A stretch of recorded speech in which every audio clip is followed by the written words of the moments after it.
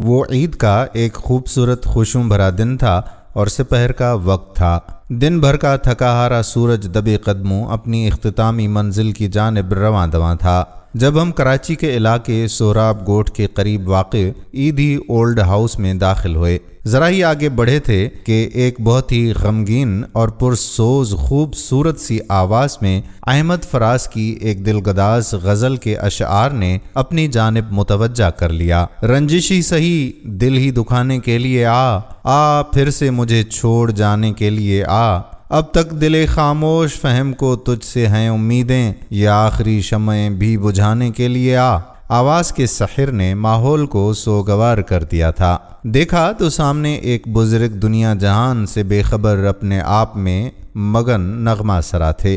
ان کا اکلوتا بیٹا چند دن بعد آنے کا کہہ کر گیا اور پھر کینیڈا کی مسحور کن رنگین فضاؤں میں غائب ہو گیا۔ 2 سال گزر گئے اور اب ہر عید تہوار پر یہ اپنے بیٹے کو یاد کر کے گھنٹوں یہ غزل گنگناتے رہتے ہیں۔ آگے بڑھے تو ایک 80 سالہ باریش بزرگ سفید کپڑے زیب تن کیے ایک کرسی پر دراز خلا میں گھور رہے تھے۔ خوبصورت لمبی سفید داڑھی، کھلتے گندمی رنگ اور نورانی چہرے پر حسرت و یاس کا سایہ، ماتھے پر سجدوں کا بڑا سا نشان جو رب سے ان کی قربتوں کا مظہر تھا۔ نظر کے سفید موٹے شیشوں کے چشمے کے پیچھے اداس پرنم آنکھوں میں کسی کے انتظار کی موہم امید کی کرنوں کی ہلکی سی چمک، لرزتے ہونٹوں پر معصوم سی مسکراہٹ جیسے کوئی بچہ سوتے میں مسکرا رہا ہو۔ ان کا احوال سن کر تو ان سے زیادہ ہم غمزدہ ہو گئے۔ وہ اپنے ماضی کو بڑی حسرت و یاس سے دوہرا رہے تھے کہ جب عید کے دن ان کے گھر آنگن میں خوشیاں پریوں کی طرح اترتی تھیں،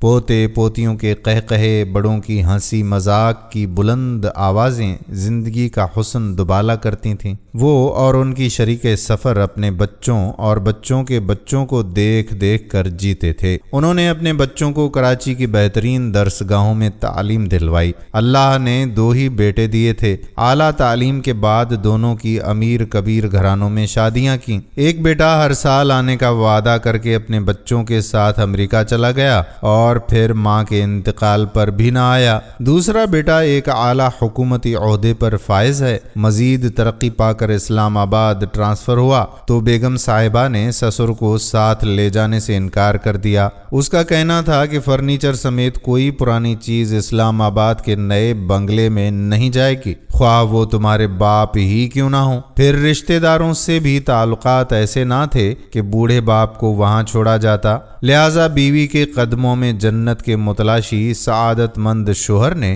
بیگم کے مشورے پر گھر کی سب سے پرانی چیز یعنی والد محترم کو اولڈ ہاؤس میں جمع کروا دیا۔ ہاں، باپ پر یہ احسان ضرور کیا کہ اس کے نام پر کچھ رقم جمع کر کے جمع کروا دی تاکہ بہتر دیکھ بھال ہو سکے۔ 2 سال میں 2 مرتبہ بیٹا کھڑے کھڑے ملنے آیا، مگر وہ تو اپنی 4 سالہ باتونی پوتی اور 6 سالہ نٹ کھٹ پوتے کی میٹھی اور معصوم باتوں ہی میں کھوئے رہتے ہیں۔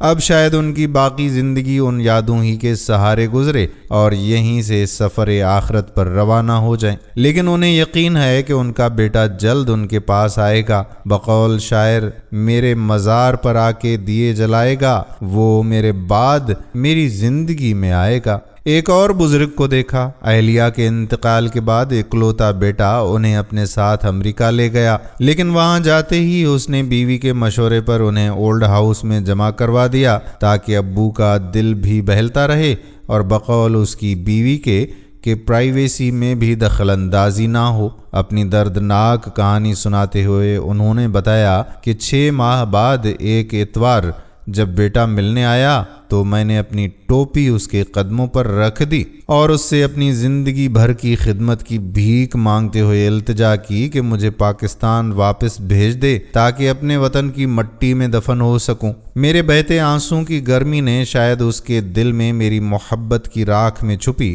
کسی ان بجھی چنگاری کو روشن کر دیا، سو اس نے اس شرط پر پاسپورٹ اور واپسی کا ٹکٹ دے دیا کہ ابو آپ کو اکیلے ہی جانا ہوگا۔ یوں یہ 75 سالہ بزرگ کراچی ایئرپورٹ پر پہنچے۔ رشتہ داروں کے پتے بیٹے نے کاغذ پر لکھ کر دیے تھے، لیکن رشتہ داروں سے رسمی تعلقات کی بنا پر کسی پر مستقل بوجھ ڈالنے کی بجائے ایئرپورٹ سے سیدھے ایدھی ٹرسٹ آ گئے، جو واحد سہارا تھا، اور اب اپنے وطن کی مقدس مٹی میں دفن ہونے کی آرزو لیے موت کے انتظار میں ہیں۔ ذرا اور آگے بڑھے تو ایک اور بزرگ نظر آئے۔ پوش ایریا میں رہنے والے ان کی بہو ان کی بیماری اور کھانسی سے تنگ تھی۔ اسے اپنے معصوم بچوں کی صحت کی بڑی فکر تھی، لہٰذا پہلے ان کا بستر سرونٹ کوارٹر منتقل کیا گیا، لیکن بچے تو دادا سے ملنے وہاں بھی چلے جاتے تھے، اس لیے بہو نے انہیں خود ہی اولڈ ہاؤس میں جمع کروا دیا۔ بیٹا دنیا بھر میں پھیلے اپنے کاروبار میں اتنا مصروف ہے کہ وہ گھر بھی مسافروں کی طرح آتا ہے، جبکہ بہو کو سماجی حلقوں میں خدمت خلق ہی سے فرصت نہیں ملتی۔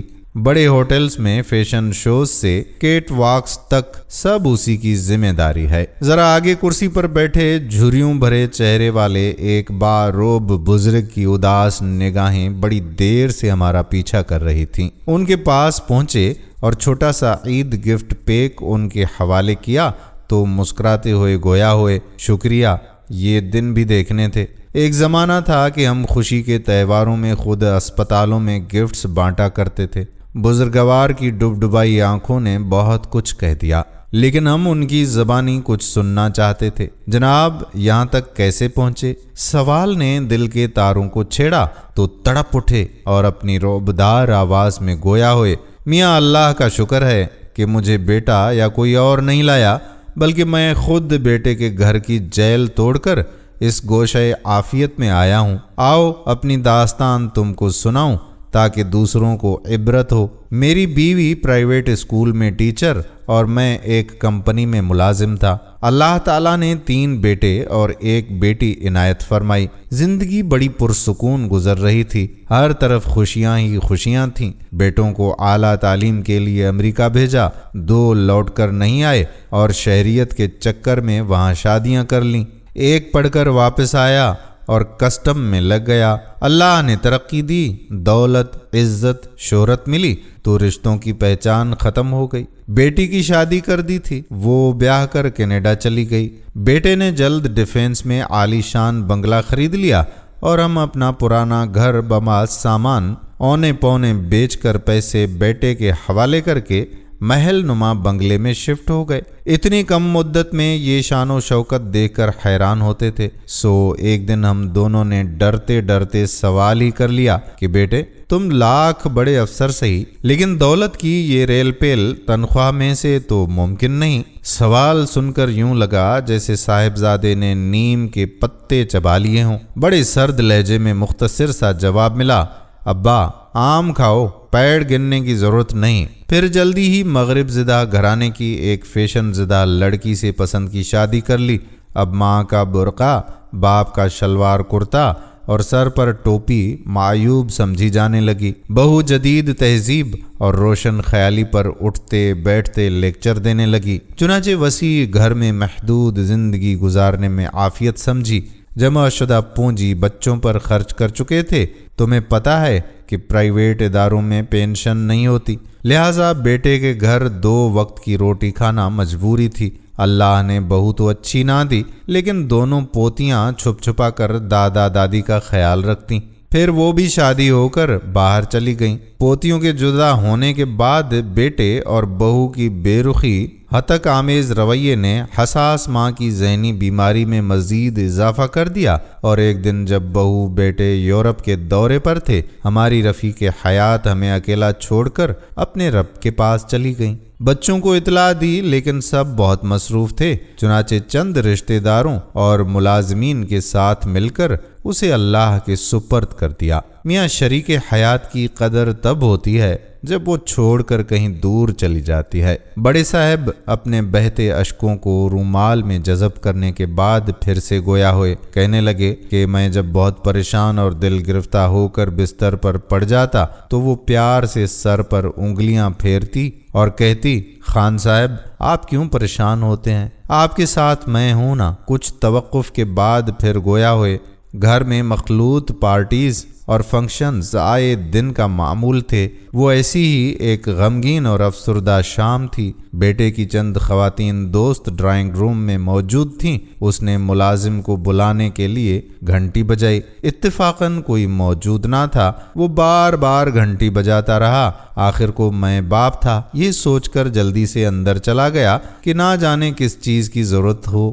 مجھے خواتین کی موجودگی کا علم نہ تھا۔ میری شکل دیکھ کر بیٹے کے چہرے پر غصے کے آثار نمودار ہوئے اور ڈانٹتے ہوئے باہر جانے کو کہا۔ ابھی واپسی کے لیے مڑا ہی تھا کہ اس نے اپنی دوستوں سے انگریزی میں میرا تعارف کروایا کہ یہ بوڑھا ہمارے والد کا پرانا خادم ہے، ہم نے اسے والد کی نشانی سمجھ کر رکھا ہوا ہے۔ ایک لڑکی نے پوچھا کہ تمہارے والد تو فوت ہو گئے ہیں نا؟ صاحبزادے نے جواب دیا کہ ہاں، وہ تو بہت پہلے مر گئے تھے۔ بیٹے کی اس ڈھٹائی نے مجھے مشتعل کر دیا اور میں نے پلٹ کر گرجتے ہوئے کہا کہ یہ جھوٹ بولتا ہے، میں اس کا باپ ہوں، خادم نہیں، بلکہ اس کا اصل باپ ہوں، اور یہ ناخلف میری اولاد ہے، سگی اولاد۔ اور پھر میں اسی وقت غصے کی حالت میں گھر سے نکلا۔ چند گھنٹے بلا مقصد سڑکوں پر گھومتا رہا۔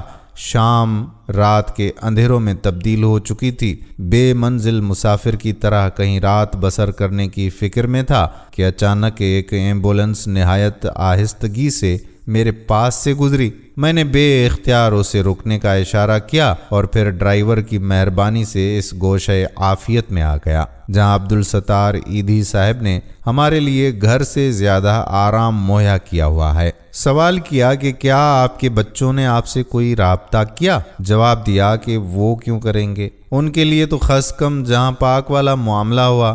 ہاں، بیٹی کا خیال ضرور آتا ہے کہ وہ کبھی کبھی کینیڈا سے فون کر لیتی تھی، ایک مرتبہ آئی بھی تھی، لیکن بھائی بھابھی کے غلط رویے کی وجہ سے یہ کہہ کر کہ ابا اب کبھی نہیں آؤں گی، روتی پیٹتی واپس چلی گئی۔ میں اچانک گھر سے نکلا تھا، اس لیے میرے پاس کسی کا رابطہ نمبر نہیں ہے۔ شاید وہ میرے لیے فون کرتی ہو، مگر اسے کون بتائے کہ اس کا باپ ان دنوں کہاں ہے۔ میاں، میں تمہارے توسط سے تمام والدین کو پیغام دینا چاہتا ہوں کہ اپنا سب کچھ بچوں پر نچھاور کرنے سے پہلے اپنے بڑھاپے کا کچھ نہ کچھ بندوبست ضرور کر کے رکھیں، تاکہ بچوں کے سامنے ہاتھ پھیلانے اور ذلیل و خوار ہونے سے محفوظ رہ سکیں۔ خواتین کے حصے میں پہنچے تو چاندی کی تاروں کی طرح سفید بالوں والی کورنگی کی رہائشی جنت بی بی سے ملاقات ہوئی۔ ان کا اصرار تھا کہ ہمیں عید والے دن ان کے بیٹوں نے اماں کی خیریت پوچھنے کے لیے بھیجا ہے۔ ہم نے بھی ان کا مان رکھا اور ہاں کر دی۔ وہ پوتے پوتیوں کی باتیں اور بیٹیوں کی تعریفیں کرتی نہ تھکتی تھیں، مگر اپنی بہوؤں سے نالاں تھیں، جو آپس کی ملی بھگت سے انہیں یہ کہہ کر یہاں چھوڑ گئیں کہ اماں، ہم سے اپنا پورا نہیں ہوتا، تمہیں کہاں سے کھلائیں۔ ان کا کہنا تھا کہ بیٹا وہاں ایک چپاتی صبح ایک شام کھاتی تھی، اب ماشاءاللہ ایدھی والے 3 وقت اچھا کھانا کھلاتے ہیں۔ انہیں بیٹوں سے شکایت تو ہے کہ وہ ملنے نہیں آتے، لیکن اس کے باوجود ان کے لبوں پر بیٹوں اور ان کے بچوں کے لیے دعائیں ہی دعائیں تھیں۔ واقعی ماں تو کتنی معصوم ہے۔ سامنے ہی ایک دبلی پتلی بزرگ خاتون مصلی پر بیٹھی نظر آئیں، شاید اذان کے انتظار میں تھیں۔ انہوں نے بتایا کہ بہوؤں کی شکایت پر بیٹا اکثر مجھے ڈانٹتا اور کبھی 2-4 ہاتھ بھی جڑ دیتا، حالانکہ گھر کے سب کام میں کرتی تھی۔ ایک دن برتن دھوتے ہوئے مہمانوں کے لیے نکالے گئے بہو کے ڈنر سیٹ کی ایک پلیٹ مجھ سے ٹوٹ گئی۔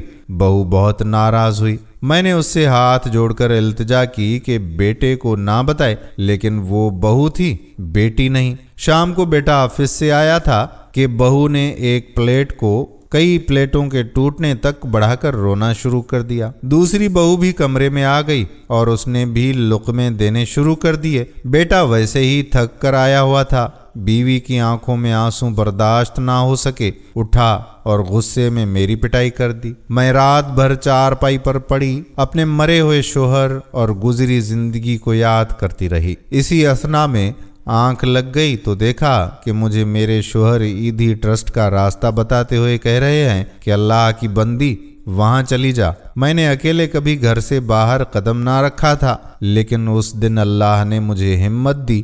فجر کی آذانیں ہو رہی تھیں، میں نے نماز پڑھی اور اللہ کا نام لے کر گھر سے نکل کھڑی ہوئی۔ سڑک پر ایک رکشے والا کھڑا تھا، میں نے اس کی خوشامد کی کہ مجھے عیدی سینٹر چھوڑ دے۔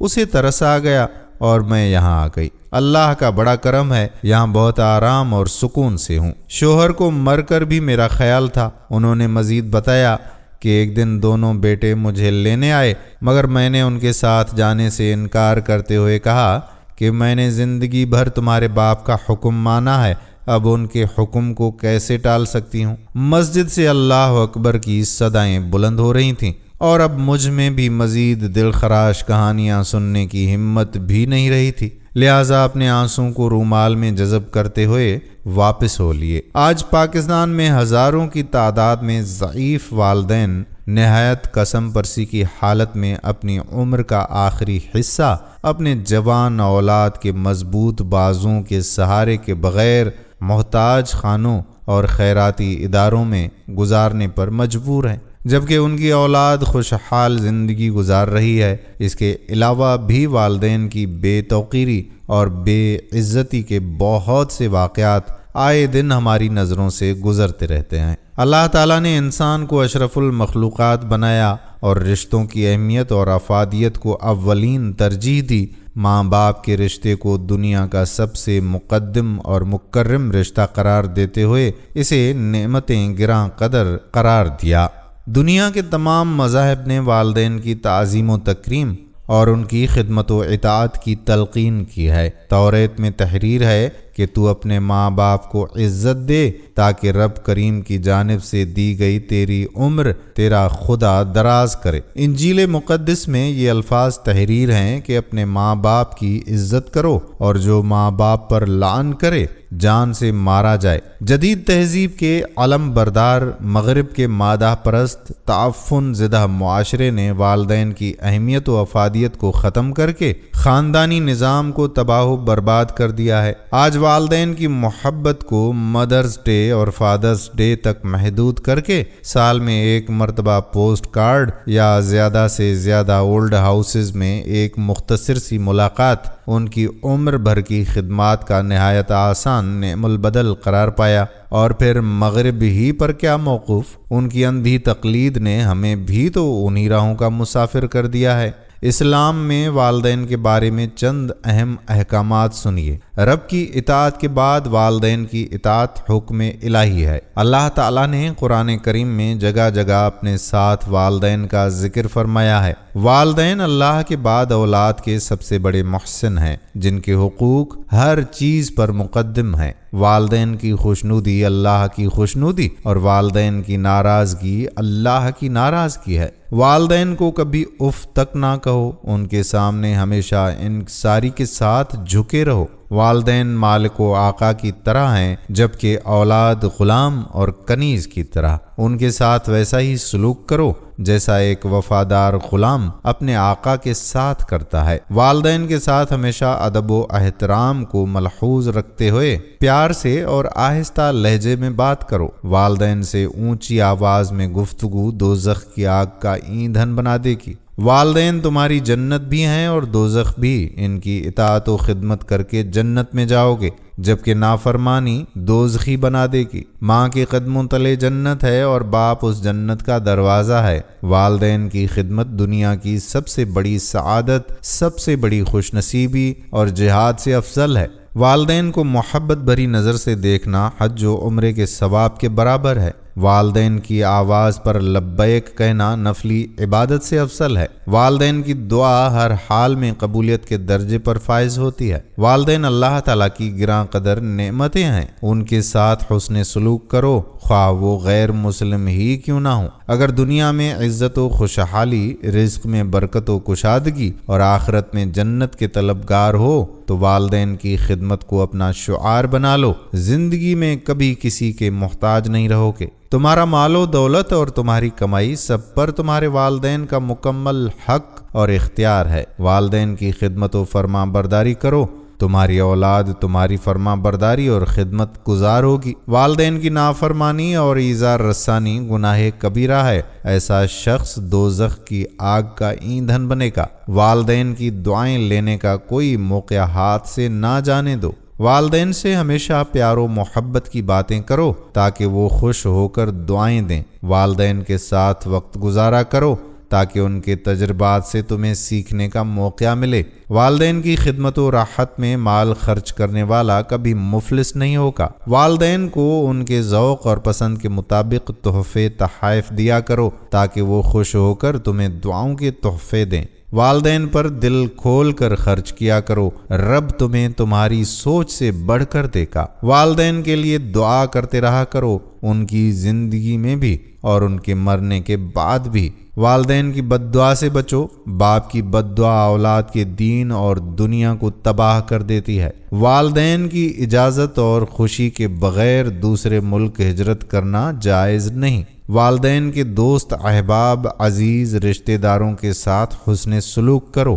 والدین کے انتقال کے بعد ان کے لیے دعائے مغفرت اور استغفار کرتے رہو۔ والدین کے عہد کو پورا کرو، ان کی طرف سے صدقہ و خیرات کرتے رہا کرو۔ یاد رکھیے کہ والدین کے حقوق کی مکمل ادائی کسی صورت ممکن نہیں۔ جن کے والدین یا دونوں میں سے کوئی ایک بھی حیات ہے، ان کی خدمت کر کے دین اور دنیا میں سرخرو ہو جائیں، اور جن کے والدین وفات پا چکے ہیں وہ ان کے لیے کثرت سے دعائے مغفرت کریں۔ ہم دعا کرتے ہیں کہ جن کے والدین زندہ ہیں اللہ تعالیٰ انہیں صحت مند لمبی عمر عطا فرمائے اور آپ کو ان کی خدمت کرنے کی کامل توفیق عطا فرمائے، اور جن کے والدین گزر چکے ہیں اللہ تعالیٰ ان کی مغفرت فرمائے، ان کے درجات بلند فرمائے، ان کے صغیرہ و کبیرہ گناہ معاف فرمائے اور انہیں جنت الفردوس میں اعلیٰ مقام عطا فرمائے۔ اور آپ سب کے والدین کے صدقے اللہ تبارک و تعالی میرے والدین کی بھی بخشش فرمائے، آمین ثم آمین یا رب العالمین۔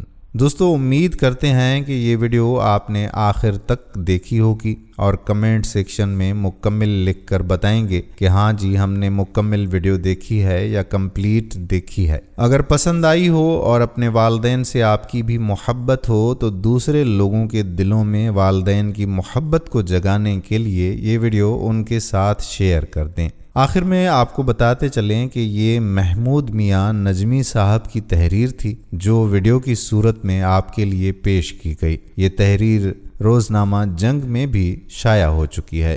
آنے والی ویڈیو تک اپنے میزبان قادر بخش کلہوڑوں کو اجازت دیجیے۔ اللہ حافظ۔